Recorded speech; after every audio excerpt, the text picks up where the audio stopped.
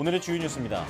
뇌동맥류와 중증 외상 등 환자를 응급 처리해 내원 24시간 안에 최종 진료까지 마치면 해당 병원에 최대 200% 가산 수가를 지급하는 방안이 추진됩니다.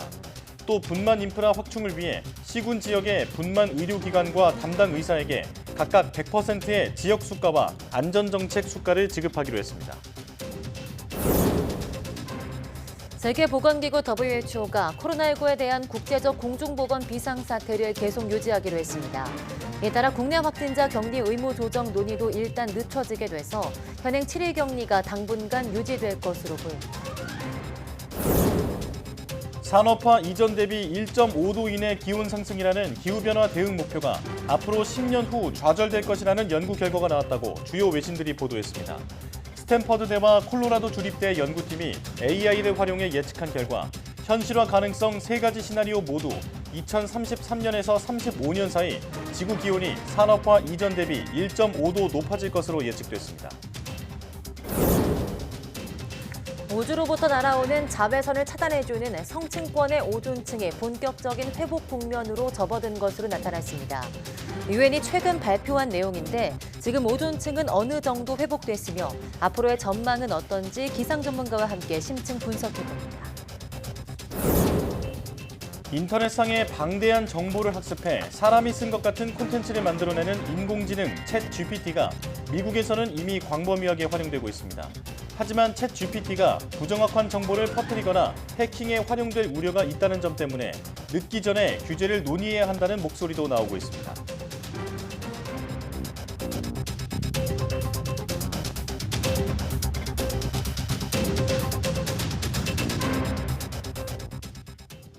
여러분 안녕하십니까? 사이언스 투데이 시작합니다. 복지부가 발표한 필수 의료 지원 대책부터 내용별로 정리해드리겠습니다. 앞으로 뇌동맥류와 중증 외상 등 환자를 내원 24시간 안에 최종 진료까지 마치면 해당 병원에 최대 200% 가산 수가를 지급하는 방안이 추진됩니다. 보건복지부는 필수 의료 지원 대책을 발표하며 중환자실의 전문의와 간호사 배치 확대를 위한 보상 강화 방안으로 이 같은 제도를 도입한다고 밝혔습니다. 구체적으로 중증 응급 환자가 응급실 내원 후 24시간 안에 최종 치료를 마치면 가산 수가를 평일 주간은 현재 50%에서 100%로 평일 야간과 공휴일 주 야간은 현재 100%에서 150%에서 200%로 확대합니다.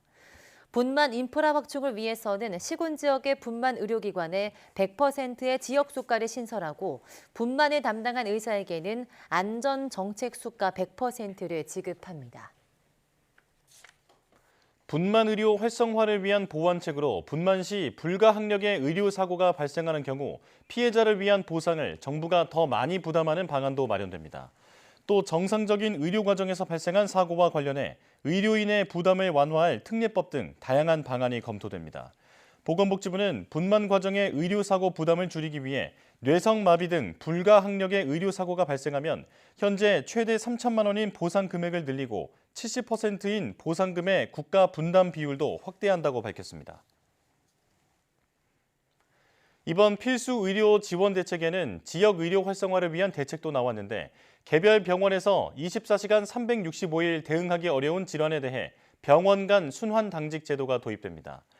전문의가 부족한 필수 의료 분야의 응급 대응을 위해 지역 내 당직 의사가 최소 1명은 근무할 수 있도록 지역 내 병원을 묶어서 순환 당직 제도를 운영하겠다는 방침입니다. 또 상급 종합병원이 중증 진료 기능에 더 집중하도록 상급 종합병원 지정 평가 기준에 입원 환자 중 전문 진료 질병군 환자를 평가하는 비중을 현재 30% 이상에서 34% 이상으로 확대할 계획입니다. 의료질 평가도 상급 종합병원이 중증 응급 분만 소화 진료를 강화할 수 있도록 지표를 보완해 중환자실 운영 비율을 반영하고 고위험 분만을 하는 경우 가산점을 줄 예정입니다. 코로나19로 인한 실내 마스크 의무 해제에 따라 업무 공간인 사무실에서도 이제 마스크를 쓰지 않아도 됩니다. 기업들은 마스크 착용을 개인 자율 방역에 맡기며 일상 회복에 동참하고 있지만 혹시 모를 감염 우려에 아직은 조심스러워하는 개인들이 많습니다. 윤혜리 기자입니다. 설릉역 아침 출근길입니다. 실내 마스크 착용 의무 해제 첫날 직장인 10명 가운데 9명은 여전히 길거리에서도 마스크를 쓰고 다닙니다. 실내로 들어갈 때 마스크를 써야 하는 번거로움은 이제 사라졌는데요. 과연 사무실 풍경은 어떻게 달라졌을지 직접 확인해 보겠습니다.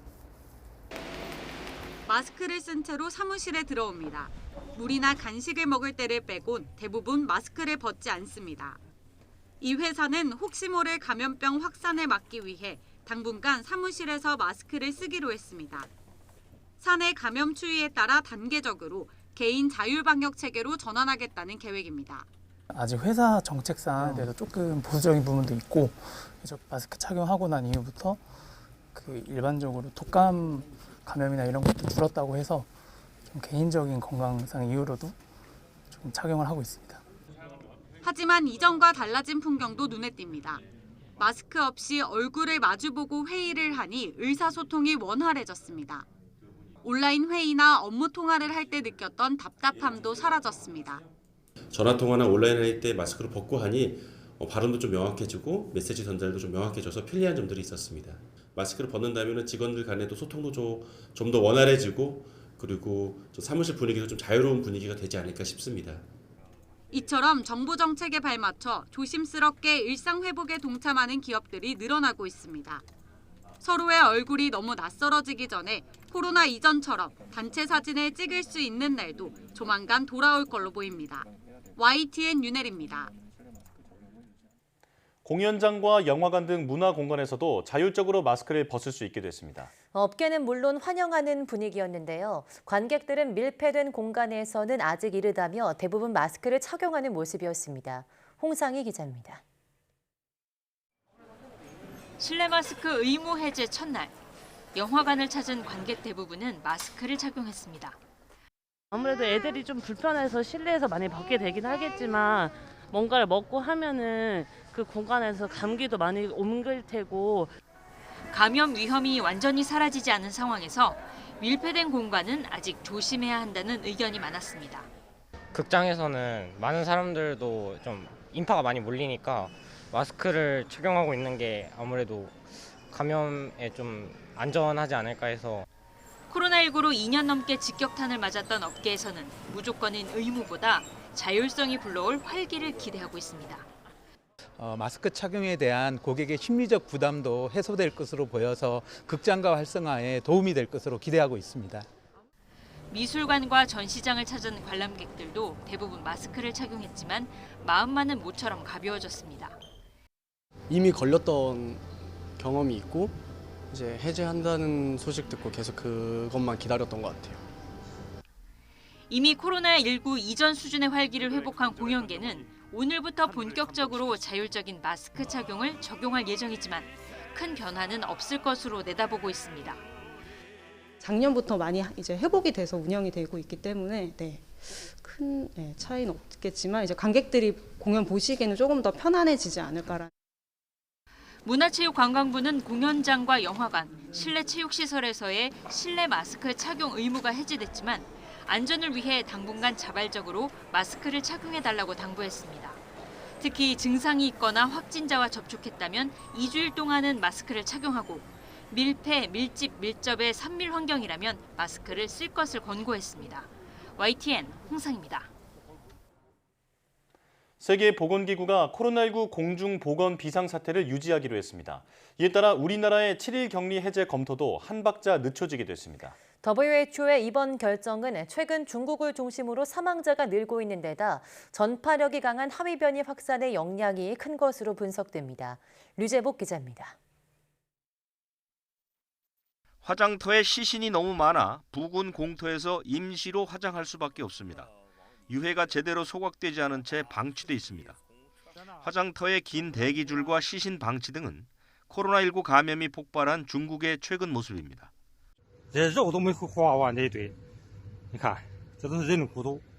해제 기대가 컸던 코로나19 공중보건 비상사태가 유지된 건 중국의 이런 상황 탓이 큽니다.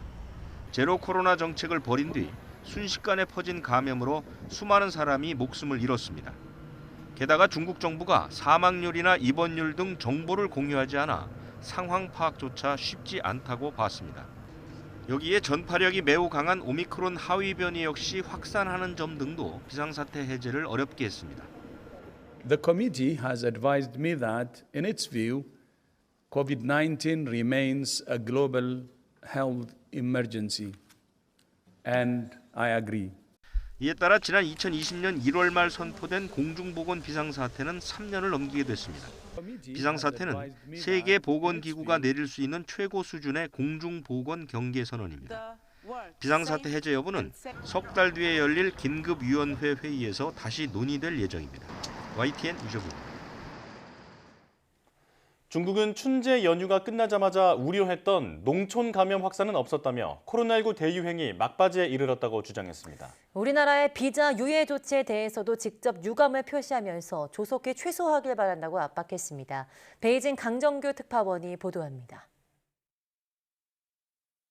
불과 한 달 전 병원과 장례식장 앞에 섰던 긴 줄은 공항과 기차역, 관광지 등으로 옮겨갔습니다. 3년 만에 재현된 인구 대이동에 농촌 지역 감염 확산에 대한 우려가 높았습니다.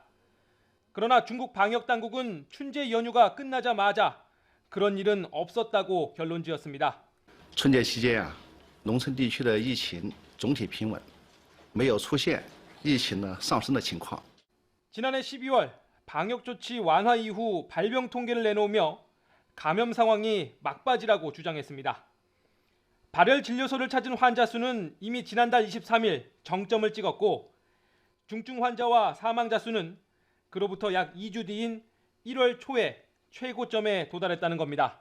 仍旧呢是以这个 BA.5.2 和这个 BF7 为主，没有发现新的变异株输入。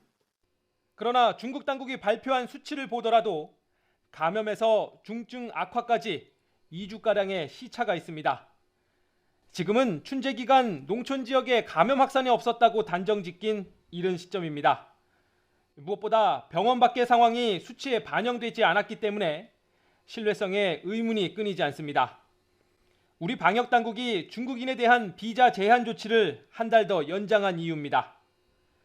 중국은 그 이틀 만에 일본에만 비자 발급을 재개하면서 우리 정부에 불만을 표시했습니다.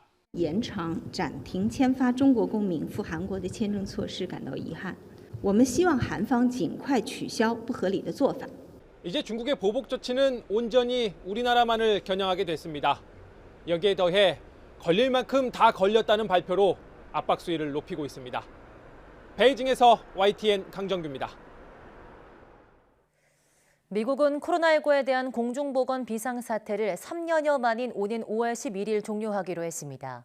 미국 백악관은 현지 시간 1월 30일 공중보건 비상사태 즉각 종료를 요구하는 공화당의 하원 결의안의 성명을 통해서 반대 입장을 표명하면서 이 같은 일정을 밝혔다고 AP통신이 보도했습니다. 백악관 예산관리국은 정부 정책에 대한 성명에서 조 바이든 대통령이 5월 11일 종료하기 위해서 비상사태를 연장한 것이라고 설명했습니다. 세계 각국이 기후변화 대응을 위해 설정한 온난화 억제 목표가 10년 안에 좌절될 것이라는 연구 결과가 나왔습니다. 1월 30일 미국 CNN과 영국 가디언 등에 따르면 스탠퍼드대와 콜로라도 조립대 연구팀이 인공지능을 이용해 향후 지구기온 상승 시간표를 도출한 결과 산업화 전보다 지구 온도가 섭씨 1.5도 높아지는 시점이 2030년대 초반에 도래할 것으로 예측됐습니다. 연구팀은 AI의 광범위한 지구기후 모델 시뮬레이션을 분석하도록 학습시킨 뒤 기후위기 임계점으로 여겨지는 산업화 전 대비 1.5도 상승과 2도 상승 시점이 언제가 될지 결정하도록 했습니다. 이 AI 예측 모델은 현실화 가능성에 따라 높음, 중간, 낮은 세 가지 시나리오를 내놓았는데 이들 모두에서 2033년부터 2035년 사이에 지구 온도가 1.5도 높아질 것으로 나타났습니다. 실제로는 친환경이 아니면서도 친환경인 척하는 기업들의 행위, 이른바 그린워싱 행위를 막기 위해서 환경부가 과태료를 신설합니다. 환경부는 이런 내용을 담은 자원순환, 기후분화 업무 계획을 발표했습니다. 환경부는 환경성 표시, 광고 규정 위반 시 300만 원 이하 과태료도 부과할 수 있도록 상반기 환경기술산업법을 개정할 계획입니다. 환경부 관계자는 친환경이나 무독성 같은 포괄적 표현으로 환경성 표시, 광고 규정을 위반하면 과태료를 부과할 방침이라고 설명했습니다.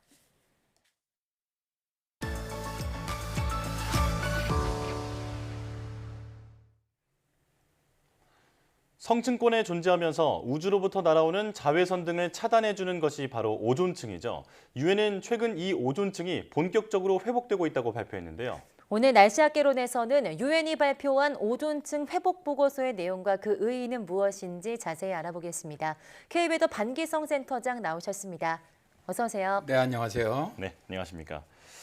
제가 어릴 때만 해도 오존층 파괴가 심각하다면서 환경을 보호해야 한다 이렇게 학교에서 배웠던 기억이 있는데 이게 회복되고 있다니까 정말 다행입니다.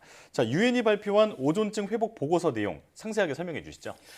일단 유엔이 지원하는 이제 오존 고갈 물질에 관한 몬트리올 의정서의 과학적 평가 패널은 4년마다 보고서를 발표를 합니다. 네. 자, 이번에 이제 오존층 복구가 궤도에 올라서 지구온난화를 0.5도 피할 수 있게 되었다라는 그런 제목의 내용을 발표를 했는데요. 예. 주요 내용은 극지방을 제외한 지구 대부분의 상공에서 오존층은 1980년 값으로 회복될 것으로 예상한다는 건데요.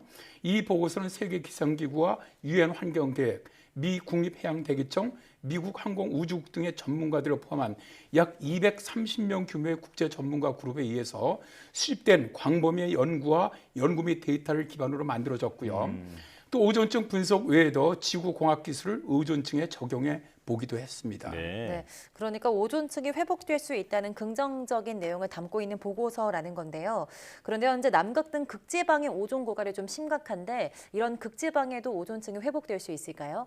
그렇습니다. 보고서에서는 이제 그 몬트리올 의정서의 정책이 그대로 유지된다면 이런 가정하에 오존층은 남극 상공에서 2066년경에, 북극 상공에서 2045년경에, 그리고 나머지 전 세계에서는 2040년까지 1980년값, 이게 뭐냐면 오존 구멍이 나타나기 전이거든요. 네. 이 상태로 회복될 것으로 예상된다고 밝혔는데요. 남극 오존 구멍의 크기 변화는 서서히 줄어들고 있는 것은 확실하지만 2019년과 2021년 사이의 변화는 주로 기상 조건에 의해서 주도되면서 일시적으로 구멍 넓이가 좀 넓어지기도 했습니다. 당시 남극 상공 성층권 기온이 크게 낮아지면서 극성층권 구름이 많이 만들어졌고 구름 입자들이 오존을 파괴하는 염소와 브롬 화합물을 활성화시켰었죠. 자, 이제 그럼에도 불구하고 남극 오존 구멍은 2000년 이후로 면적과 깊이가 서서히 개선되고 있는 것은 사실이다라고 말합니다. 네, 말씀을 들어보니까 오존층 회복의 핵심이 바로 이 몬트리올 협정이라는 건데요. 이 몬트리올 협정이 어떤 협정인지도 좀 설명해 주시죠. 자, 이제 우선 지금까지 전 지구에서 그 협정이라든가 의정서가 발표됐던 많은 것들이 있습니다. 기후변화라든가 환경협약이라든가. 근데 유일하게 성공한 것이 바로 몬트리올 의정서입니다. 아, 네. 몬트리올 의정서는 오존층 파괴 물질의 규제에 관한 국제협약이라고 부르며 1989년 1월에 발효된 국제협약인데요. 네. 1970년대 초에 미국의 화학자였던 롤런드와 몰리너는 성층권에 있는 염화불화탄소가 태양의 자외선 복사로 성층권에서 분해되면서 그 구성 성분인 염소 원자와 일산화 염소 원자로 방출된다는 사실을 밝혀냈는데요. 보통 염소 원자 한 개가 오존 분자 10만 개를 파괴하는 것으로 알려져 있죠. 이번 보고서에서는 2020년까지 오존층 파괴 물질에서 성층권으로 이때는 총 염소의 양이 1993년보다 최고치일 때보다 11.5%가 감소를 했고요. 또 성층권으로 이때는 브롬의 총량은 1999년 최고치보다 14.5% 감소가 됐다라고 밝혔습니다. 네, 몬트리올 협정서를 잘 읽어보면 오존층 파괴에 대한 원인도 알려주고 흐름도 파악할 수 있게 해주는 것 같은데요. 그런데 오존층을 파괴하는 주요 원인 물질 중에 온실가스가 있습니다. 이 온실가스도 오존층 규제 물질에 포함이 되겠죠? 네, 그렇습니다. 대표적으로 온실가스가 이산화탄소, 그다음 메탄, 아산화질소, 그다음에 이제 바로 오존층을 파괴하는 이런 불화탄소 이런 것들이죠. 그러니까 이제 우리가 말하는 규제 물질입니다. 네. 몬트리올 의정서에 규제하는 물질인데 올해 초에 발표된 세계기상기구 보고서에서도 온실가스는 2022년에도 최고치로 증가하고 있다라고 밝혔는데요. 다행히도 오존층 규제 물질은 유일하게 해마다 줄어들고 있어요. 네. 바로 몬트리올 의정서 덕분인데요. 몬트리올 의정서 당사국들은 회의를 통해서 새로운 물질을 규제에 넣거나 빼는데 2016년에 키갈리 수정안을 통과를 시켰습니다. 이 내용이 뭐냐면 스불화탄소라는 지구 대기의 여분의 열을 가두는 중요한 온실가스를 규제하기로 했는데 새로운 스불화탄소의 생산과 사용을 금지함으로써 2100년까지 화씨 0.5도에서 1도의 추가적인 지구온도 상승을 피할 수 있게 되었다는 겁니다. 네. 자, 유엔뿐 아니라 최근에는 그 미국 해양대기청도 오존층에 대한 보고서를 발표했다라고 들었는데요. 이 내용도 설명해 주시죠. 일단 뭐 미국 해양대기청 같은 경우는 오존 이런 규제 물질 추적의 아주 가장 세계적인 권위 기관이라고 할 수가 있죠. 이 기관에서 2022년 8월 24일에 오존층 회복에 이른 중요한 이정표를 통과한다라는 보고서를 발표를 했습니다. 미국 해양대기청은 몬트리올 의정소의 생산과 소비가 통제되는 15개의 물질의 표면 관측으로부터 직접 지수를 계산해내는데요.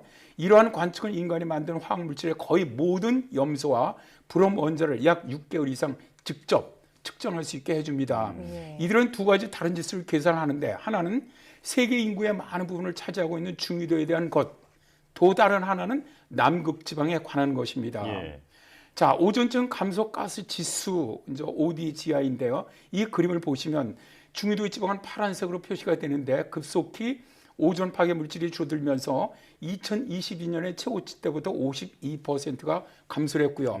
남극 지방은 녹색으로 표현되고 있는데 최고치 때보다 26%가 감소하고 있는 것으로 밝혔습니다. 오존층 회복이 아주 눈에 뚜렷하게 나타나고 있다는 것이죠. 네, 정말 다행인 것 같습니다. 오존층이 회복되고 있다는 거 정말 좋은 일인데요.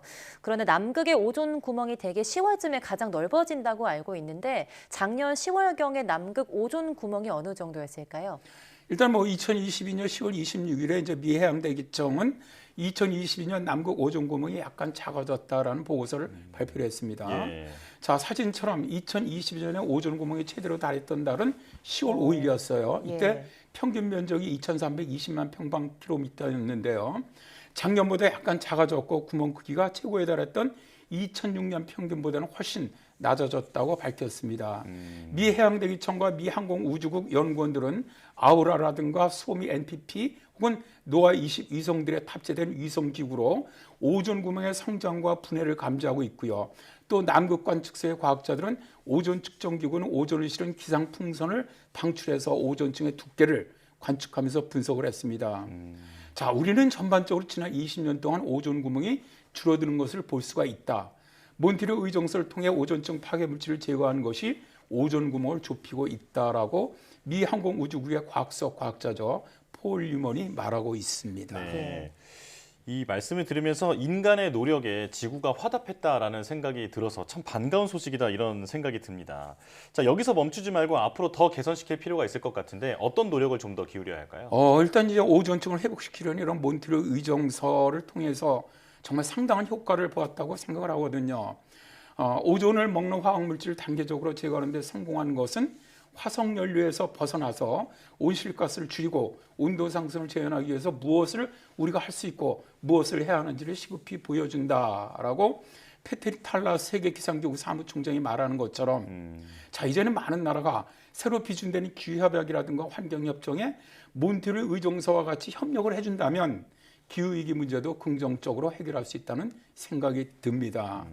우리나라의 경우 몬트리올 의정서를 잘 지키는 모범국가입니다. 그래서 앞으로도 국제유희 규격에 좀 더 잘 대응해야 할 것으로 보고 있고요.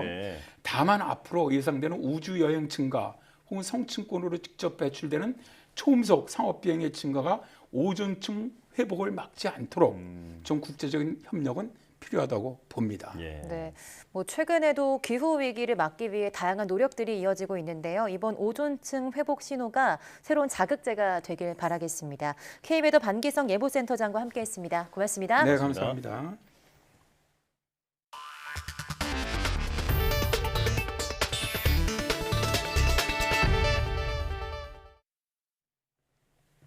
고차원 인공지능 챗 GPT가 이미 미국에서는 광범위하게 활용되고 있습니다. 학교 숙제뿐 아니라 의회 연설문, 뉴스 기사까지 막힘없이 작성해 사용자가 급증하고 있는데 동시에 규제 필요성을 외치는 목소리도 나오고 있습니다. 워싱턴 권준기 특파원이 보도합니다. The United States-Israel Artificial Intelligence Center Act will allow us to tap into the expertise of both countries and draw upon each other's resources to explore and develop cutting-edge AI advancements. 미 하원 오친클로스 의원이 읽은 이 연설문은 사람이 아닌 인공지능 AI가 작성한 글입니다. 챗GPT의 법안의 중요성을 소개하는 하원 연설문을 100단어로 작성하라고 입력해 뽑아낸 겁니다. 연설문 문장이 워낙 자연스러워 AI가 쓴 걸 눈치채지 못할 정도입니다. I wanted to draw attention to this technology on the floor of Congress so that policymakers can start engaging in this debate now. 아이폰 출시에 비견될 정도로 화제를 낳고 있는 챗GPT는 인터넷에 있는 방대한 양의 글을 학습해 사람이 쓴 것 같은 콘텐츠를 스스로 만들어냅니다. 출시 2달 만에 하루 이용자 1000만을 돌파하자 검색 엔진을 대체할지 모른다는 위기감에 구글이 대책회의를 소집했습니다. 숙제를 대신해주는 용도로 각광을 받다 보니 학교에도 비상이 걸렸고 챗GPT로 쓴 글을 잡아내는 AI까지 등장했습니다. My own high school English teacher was telling me that, yeah, students, they have no doubt that their students are all using this. CNN은 기자가 아닌 챗GPT가 쓴 방송기사 문장으로 챗GPT 현상을 소개하는 기사를 썼고 뉴미디어인 버즈피드는 챗GPT와 제휴를 맺고 기자 역할을 AI에게 맡기기로 하자 주가가 120% 폭등하기도 했습니다. 미국 국방정보체계국은 감시 대상에 챗GPT 등 생성형 AI를 추가했습니다. 반면 AI를 통해 부정확한 정보가 광범위하게 퍼지거나 해킹에 활용될 우려가 있다는 점을 들어 미 의회에서는 더 늦기 전에 인공지능에 대한 규제를 논의해야 한다는 목소리도 나오고 있습니다. 워싱턴에서 YTN 권중입니다. 국제통화기금 IMF가 올해 한국 경제 성장률을 1.7%로 기존보다 낮게 예측했습니다. 반도체 수요가 크게 줄면서 수출 부진이 불가피하다는 점이 반영됐다는 분석이 나오고 있습니다. 이영원 기자입니다. IMF가 예상한 올해 한국 경제 성장률은 1.7%입니다. 지난해 10월 예측치보다 0.3%포인트 낮춘 겁니다. 세계 경제 전망치를 기존보다 0.2%포인트 올린 것과 대조적입니다. 중국 경제활동 재개로 경기 회복 기대감이 커지고 미국 등 주요국의 소비와 투자가 예상보다 높은 흐름을 이어가고 있지만 이를 상쇄할 만큼 우리 경제를 어둡게 내다본 겁니다. 내부적으로 이제 가계부채나 그다음에 고금리 쪽에서 어떤 소비하고 투자를 위축시키는 요인, 반도체 산업에 대한 의존도가 상당히 높잖아요. 반도체 경기가 상반기까지 나빠질 부분, 이런 것들 때문에 정부도 세계 경기 둔화로 수출이 부진한 영향 등을 IMF가 반영한 것으로 분석했습니다. 실제로 주력 수출 품목인 반도체 수요가 급감하면서 수출 물량 금액 지수는 석 달째 감소세입니다. 특히 수출 금액 지수는 코로나19 확산 초기였던 2020년 5월 이후 2년 7개월 만에 가장 큰 낙폭을 기록할 정도였습니다. 반도체 부진에 지난해 4분기 삼성전자도 어닝 쇼크를 기록했습니다. 여기에 올해 1분기에도 실적 부진이 이어질 우려가 큽니다. 앞서 지난해 말 정부와 주요 기관이 1%대로 성장률을 한껏 낮춰 잡은 것도 이 때문입니다. 대외 의존도가 높은 우리 경제도 수출을 중심으로 하강 속도가 빨라지고 있습니다. 성장률은 2.5%에서 1.6%로 비교적 크게 둔화될 것으로 정부는 반도체 세제 지원을 늘리는 등 수출 투자 활성화로 경기 불확실성을 최소화한다는 방침입니다. YTN 이영훈입니다. 2월부터 서울 택시 요금이 오릅니다. 버스와 지하철 요금도 이르면 4월에 인상될 것으로 보이는데 시민들이 체감하는 부담이 더 커질 것으로 보입니다. 최유정 기자입니다. 서울 중형택시 기본요금이 3,800원에서 4,800원으로 1,000원 오릅니다. 요금은 올랐는데 기본요금으로 갈 수 있는 거리는 2km에서 1.6km로 짧아집니다. 우리나라 택시요금은 이용 거리와 시간에 따라 금액을 산정하는데 요금이 추가되는 거리와 시간도 단축됩니다. 거리당 요금은 132m당 100원에서 131m당 100원으로, 시간 요금은 31초당 100원에서 30초당 100원으로 변경됩니다. 쉽게 말해 미터기가 더 자주, 빨리 오르는 겁니다. 여기에 밤에 택시를 타면 요금이 훨씬 비싸집니다. 지난해부터 확대된 심야 할증에 따라 밤 10시에서 11시와 새벽 2시에서 4시 사이 기본요금은 5,800원이 됩니다. 승객이 가장 많은 밤 11시에서 새벽 2시 때 할증률은 40%. 이 시간에 택시 타면 기본요금만 6,700원입니다. 택시에 이어 8년 만에 지하철과 시내버스 요금도 인상될 전망입니다. 이르면 4월부터 300원에서 400원 오르는 방안이 유력합니다. 8년 동안 요금 조정이 없었죠. 그런 점을 감안하신다면 또 300~400원을 올린다 하더라도 운송 원가에는 턱없이 못 미친다 하는 점을 감안하신다면 고육지책이다 하는 것을 이해해 주실 수 있을 텐데요. 물가가 죄다 오르는 가운데 택시와 서울 대중교통 요금까지 줄줄이 오르면서 시민 부담은 커지게 됐습니다. YTN 차유정입니다. 가뜩이나 추운 날씨에 난방비 인상으로 힘겹게 겨울을 보내는 분들이 많은데요. 경기도가 긴급 자금을 투입해 난방 취약계층에 대한 지원을 강화합니다. 김학무 기자입니다. 어린이 20여 명이 다니는 지역 아동센터입니다. 이곳에 이달 난방비는 23만 5천 원으로 작년보다 10만 원이 더 나왔습니다. 시에서 주는 운영비는 한 달 140만 원. 이 돈으로 난방비 등 관리비와 교육비까지 모두 충당해야 하는데 최근 난방비가 갑자기 올라 아이들 교육 프로그램 비용이 부족할 지경입니다. 깎아서 되는 부분이 아니니까 그렇게 되면 결국 프로그램비 아이들한테 직접 해야 되는 그 프로그램비가 줄어들 수밖에 없어요. 이 경로당은 지난해 완공된 아파트 단지에 있어 시설은 훌륭하지만 실내는 별로 따뜻하지 않습니다. 지난달 10만 원이던 난방비가 이번 달에는 20만 원으로 올라 운영비가 빠듯해졌기 때문입니다. 지원이 어쩌면 이게 힘들죠. 여기 저기 지원금으로 나와서 이거 부식비로 쓰라는 거 그걸로 내고 또 이거 안 되죠. 경기도가 각종 사회복지 시설이나 노숙인 등 난방 취약계층에 대한 지원을 강화합니다. 200억 원 규모의 예비비와 재해 구호 기금으로 취약계층 43만 5천여 명, 시설 6천여 곳의 난방비를 지원합니다. 기초생활수급 대상자 노인과 장애인, 경로당, 지역아동센터 등에 기존보다 2배 정도 지원하고 그동안 지원하지 않았던 노숙인 시설 18곳에도 지원합니다. 아울러 난방 위기로 어려움을 겪는 복지 사각지대 발굴과 지원에도 최선을 다하겠습니다. 경기도는 현재 운영 중인 긴급복지 한라인 전화를 통해 난방이 어려운 가정이나 시설 등을 찾아 지원할 방침입니다. YTN 김학무입니다. 정부가 고금리의 이자 폭탄을 맞은 영끌족들의 주택담보대출 원금 상환을 유예하기로 했습니다. 또 소액이 급한 서민들을 위해서 긴급생계비 100만 원까지를 빌려주고 자영업자에 대한 대출 지원도 확대하기로 했습니다. 김지선 기자가 보도합니다.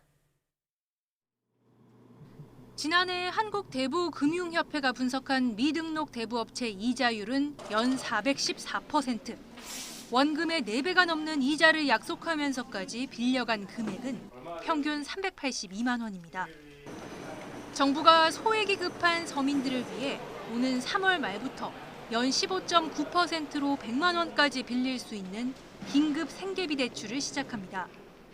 이미 연체가 있어도 이용이 가능하고 만기 1년 동안 100만 원을 빌릴 경우 이자는 13,000원 정도입니다. 고금리로 연체율에도 빨간불이 켜졌습니다. 시중은행 대출 연체율이 크게 늘었는데 특히 개인 사업자와 신용대출 연체율 상승폭이 컸습니다. 주택담보대출 연체도 0.03%포인트 늘었습니다. 고금리 상태가 좀 상당 기간 지속될 가능성이 높기 때문에 차주 입장에서는 상환 부담이 상당히 높은 수준에 이르렀다고 보고요. 아무래도 부실 가능성이 좀 높아질 것으로 생각하고 있습니다. 정부가 주택담보대출에 허덕이는 영끌족의 원금 상환을 3년간 유예해 주기로 했습니다. 그동안 실직이나 폐업 등 경제적으로 어려운 가구만 가능했는데 총부채 상환 비율 DTI가 70% 이상인 가구도 여기에 포함시킨 겁니다. 대상 주택 가격도 6억 원에서 9억 원 미만으로 확대했습니다. 정부는 또 코로나19로 피해를 본 자영업자에게 지원하던 저금리 대환 대출도 모든 자영업자로 확대하고 대출 한도도 늘렸습니다.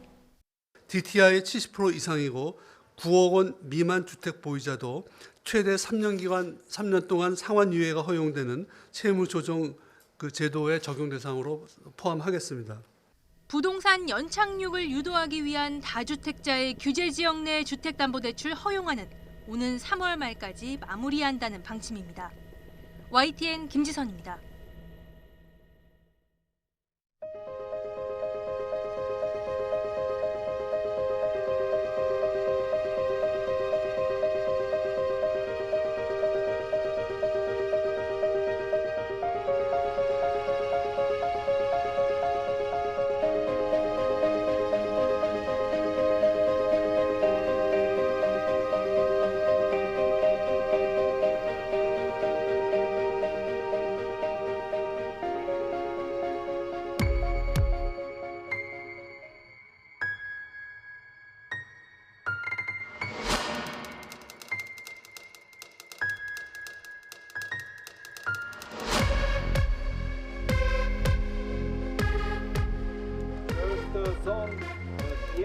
Që nuk ka një pasuri të parë ta kombëtar, por ndërkohë presumohet që këto zona nuk kanë asnjë. Unë jam kundër këtij lloji aeroporti që po ndërtohet në një zonë të mbrojtur.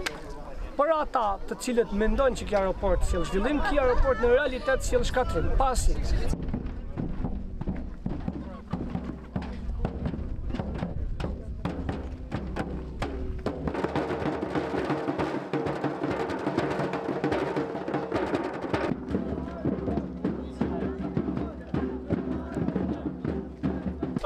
sa për të vazhduar një vendim të marrë, ndërkohë që ne pasuritë tona natyrore. Kjo tregon që kjo pasuri nuk është vetëm e jona, por është e gjithë Evropës dhe ata po përpiqen më shumë se ne, qeveritë e huaja po përpiqen më shumë se ne ta ruajnë. Dhe për këtë arsye ne duhet të reagojmë sa më fort, sepse zona mbart një pasuri të faunës së egër, të shpenëve të egër, janë mbi 200 lloje të regjistruara në zonë.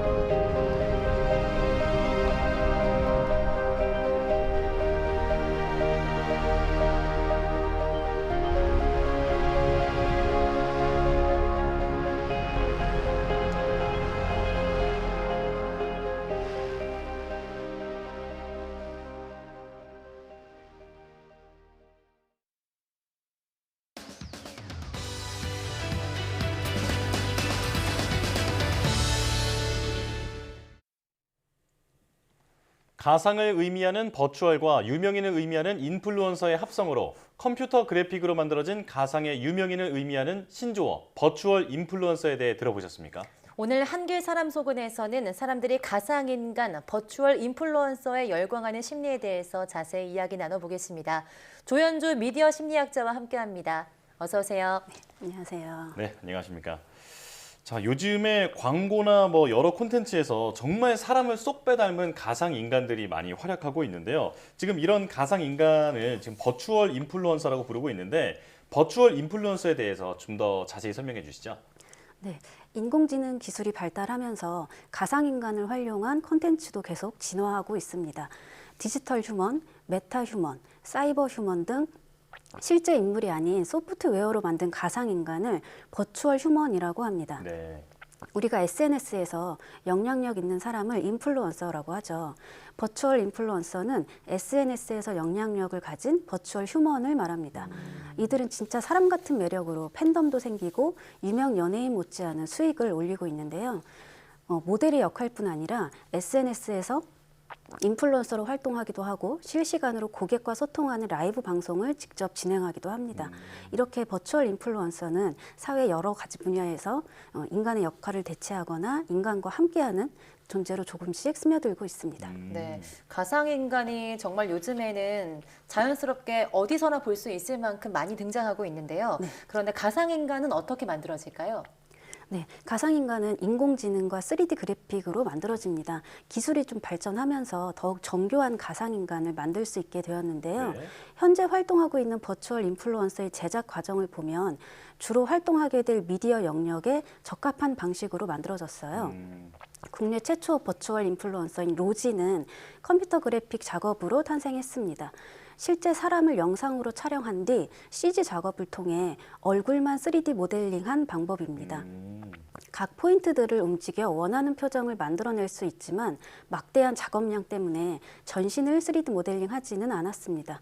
옷을 여러 번 갈아입는 광고 모델 특성상 모두 CG로 만드는 것보다는 사람을 촬영한 뒤 얼굴만 바꿔주는 것이 시간이나 비용 면에서 효율적이죠. 그리고 LG전자의 버추얼 인플루언서 김래아는 AI 기술과 딥러닝 기술, 모션 캡처 작업, 자연어 학습 등을 통해 목소리를 입히고 움직임을 구현했어요. 모션 캡처 작업만 실제 배우의 움직임과 표정 약 7만 건을 추출했고 딥러닝 기술을 통해 3D 이미지를 학습시켰다고 합니다. 네, 지금 가장 그 대표적인 사례인 로지인 같은 경우에는 사람 몸에 얼굴을 만들어서 이제 합성을 시켰다. 네, 이렇게 말씀해 주셨는데요. 지금 설명해 주신 대로 주로 광고에 많이 활용이 되고 있는데 기업들이 사람 대신 이런 가상인간의 광고에 활용하는 이유가 뭘까요? 가상인간의 강점은 컴퓨터 그래픽으로 모든 장면을 연출할 수 있어서 시공간의 제약을 받지 않고 자유롭게 활동할 수 있는 점입니다. 코로나19로 인해 비대면 시대와 맞물려 급성장 중인 메타버스에 가상인간을 적용할 수 있어 확장성도 넓고요. 가상인간을 모델로 발탁하는 기업의 입장에서는 처음부터 끝까지 통제할 수 있기 때문에 브랜딩 구축에 용이하고 무엇보다 사생활 문제 리스크가 없어서 위험 부담이 적은 것도 장점입니다. 가상인간이 갖는 잠재력과 기술 발전이 맞물려서 앞으로 좀 더 확대될 것으로 예상하고 있습니다. 네, 어쩌면 가상인간은 힘들어하지 않는다는 것도 장점이 될 수 있을 것 같은데요. 전문가님이 가상인간이 조금 더 확대될 것으로 예상하신다는 건 그만큼 사람들이 가상인간을 지금 이해하고 있다는 걸로 볼 수 있을 것 같은데요. 그럼 사람들이 왜 예전보다 가상인간을 더 이해하게 된 걸까요?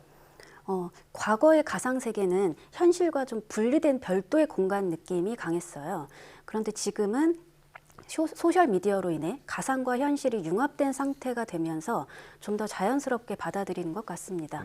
현재 가상인간들은 외형은 물론이고 행동이나 화법까지 인간처럼 정교하게 구사합니다. 그래서 실제 인간과 구별하기 힘들 정도라고 하죠. 인공지능이 점이나 주근깨, 솜털까지 정교하게 표현하기 때문인데요. 2020년 버추얼 인플루언서 로지가 처음 등장했을 때 가상인간이라는 사실을 모르고 한 성형외과에서는 성형을 협찬해주고 싶다는 메시지를 보냈다고 합니다. 그만큼 자연스럽게 느껴졌다는 건데요. 제작사는 가상인간임을 밝히지 않고 로지의 인스타그램을 운영하면서 소통을 했어요. 대중들은 로지를 실제 인간 모델로 알았고 일부 이용자들은 사람으로 착각해서 호감을 표시하기도 했습니다. 예. 로지를 탄생시킨 기업의 대표는 로지의 성공을 기술이 아닌 마케팅이라고 말합니다. 소비자들에게 다가가는 방법이 중요해진 거죠. 가상인간이지만 심리적 거리감을 많이 줄인 것도 하나의 이유로 볼 수 있습니다. 네. 자, 여러 가지 그 이유를 말씀해 주셨는데 사실 저는 이런 가상인간을 보면서 신기하기도 하지만 약간 좀 무섭고 좀 불편한 느낌이 들기도 하거든요. 이런 심리를 설명하는 용어가 있다면서요? 네. 1970년 일본의 로봇 공학자 모리 마사히로가 소개한 불쾌한 골짜기 현상인데요. 인간이 아닌 존재를 볼 때 인간과 더 많이 닮을수록 호감도가 높아지다가 일정 수준에 이르면 급격히 불쾌감을 느끼는 현상입니다. 네. 1998년 국내 최초 사이버 가수였던 아담을 떠올려 보면 이해하기 쉬운데요. 예. 3D 컴퓨터 그래픽으로 탄생한 아담은 앨범을 발매하고 스포트라이트를 한 몸에 받으며 화려하게 데뷔했습니다. 당시에는 현실에 존재하지 않는 SF 영화 같은 개념으로 큰 반향을 일으켰지만 기술과 자본의 한계에 부딪혔죠. 불과 몇 분간의 립싱크하는 입모양도 부자연스러웠습니다. 이후 아담은 군입대설, 컴퓨터 바이러스로 인한 사망설 등 소문만 남기고 사라졌어요. 네. 일시적인 성공으로 아담 이후에 루시아, 사이다 등 사이버 가수들이 좀 등장하기는 했지만 불쾌한 골짜기를 해소하지는 못했습니다. 네. 뭐 아담, 류시아, 사이다 등 여러 사이버 가수가 등장했지만 불쾌한 골짜기는 해소할 수 없었는데요. 그러면 이런 불쾌한 골짜기를 해소한 사례가 또 있을까요? 네, 기술이 발전해서 이런 수준을 뛰어넘고 인간과 거의 구별하기 어려울 만큼 닮게 되면 불쾌한 골짜기가 해소되고 다시 호감도가 급상승하게 된다고 합니다. 앞서 언급했던 로지가 대표적인 사례입니다. 많은 전문가들이 현재 활동하는 버추얼 인플루언서들은 불쾌한 골짜기 현상을 넘어섰다는 평가를 하고 있습니다. 또 최근 배우 윤여정 씨가 출연한 금융 광고를 보면 20대 윤여정 씨와 70대 윤여정 씨가 함께 출연을 합니다. 네. 이 광고는 한 사람의 생애 주기 전반에 걸친 서비스를 알리기 위해 윤여정 씨의 20대 시절부터 현재 모습을 함께 담았는데요. 20대 윤여정 씨는 광고를 위해 만들어진 가상인간이었습니다. 인공지능 기술을 활용해 실제 윤여정 씨 특유의 손짓부터 말투, 웃는 인매까지 똑같이 재현해서 놀랍다는 반응을 이끌어냈죠. 이 사실을 모르는 시청자들이 광고 속 대역 배우가 누구인지 회사로 문의를 많이 했다고 합니다. 마치 그 시절 윤여정 씨의 모습을 보는 것 같다는 의견이 나올 정도였습니다. 네, 70대와 20대의 동일 인물이 함께 등장할 수 있다는 게 정말 대단한 그 창작력이다 이런 생각이 드는데 지금 이런 가상인간에 대한 반응을 보면 주로 젊은 세대들에서 열광하고 있는 것 같습니다. 자, 젊은 층을 사로잡은 이 매력은 어떤 게 있을까요? AI 기반 인플루언서 마케팅 분석 회사인 하이프 오디터에 따르면 버추얼 인플루언서 팔로워의 73%가 18세에서 34세라고 합니다. MZ세대가 가상인간을 거리낌 없이 받아들이는 요소에는 크게 세 가지가 있어요. 가상 세계에 대한 익숙함과 기술력의 발전, 그리고 소통을 꼽을 수 있습니다. 로지가 국내 버추얼 인플루언서의 선두주자로 인기를 모을 수 있었던 이유는 단지 발전한 기술력 때문만은 아닙니다. 핵심은 소통이었어요. 가상인간이 하나의 인격체로서 소셜미디어를 활용해서 사람들과 소통하며 자신의 일상을 공유합니다. 가상인간의 외형이 거부감 없고 자연스러우며 아름답게 구현되어 있다는 점도 하나의 요인으로 꼽히고요. 거기에 MZ세대가 추구하는 자유분방한 성격과 패션, 에코라이프를 실천하는 라이프 스타일로 관심을 끌고 따라하고 싶게 만듭니다. 네, 자 이렇게 가상인간에 대해서 상세하게 설명을 들어봤는데 사람은 완벽하지 않고 또 유연하기 때문에 더 소중한 거잖아요. 네, 가상인간의 활용에 대해서는 앞으로도 논의가 좀 더 이루어질 것 같습니다. 네네. 자, 한길 사람 속은 조연주 미디어 심리학자와 함께했습니다. 고맙습니다. 감사합니다.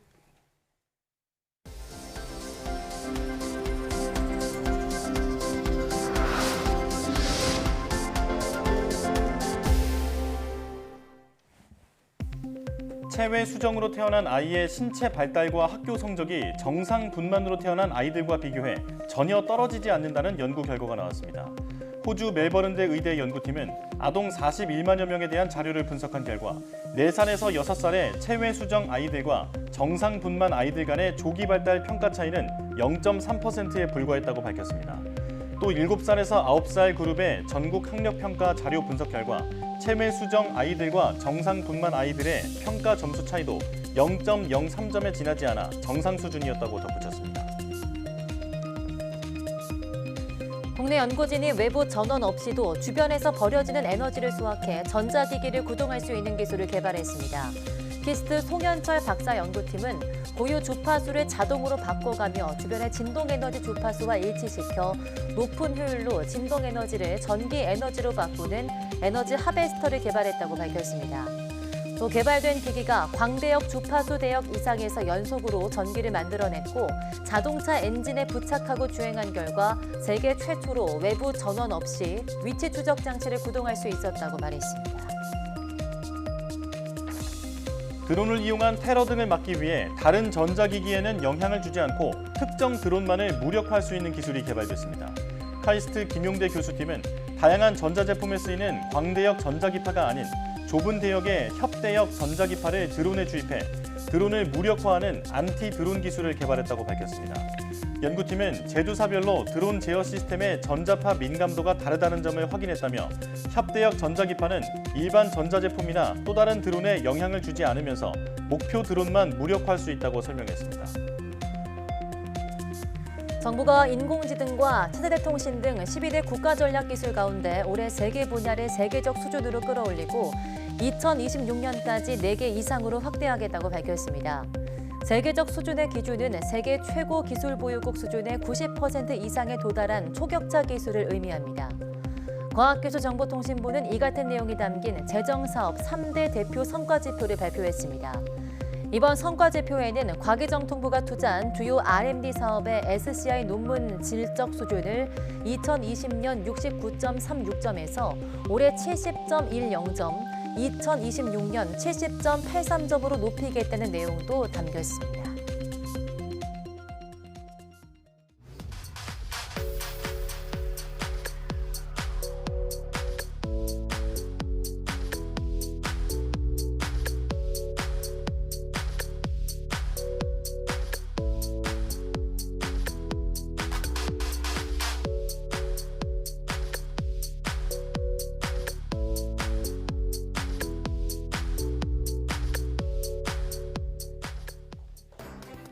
몬트리올 의정서 발효 이후 전 세계적으로 프레온가스 등 오존층 파괴물질 사용이 금지되면서 30여 년 만에 지구는 오존층 복구라는 놀라운 변화를 보여줬습니다. 이러한 변화는 각종 기후 위기로 몸살을 앓고 있는 우리에게 함께 꾸준히 노력하면 지구도 화답한다는 희망이자 증거로 해석될 수 있을 텐데요. 이번 오존층 복구의 신호처럼 앞으로도 지구를 위한 작은 움직임들이 모여서 큰 변화를 불러오길 바랍니다. 뉴스 마칩니다. 시청해주신 여러분 고맙습니다.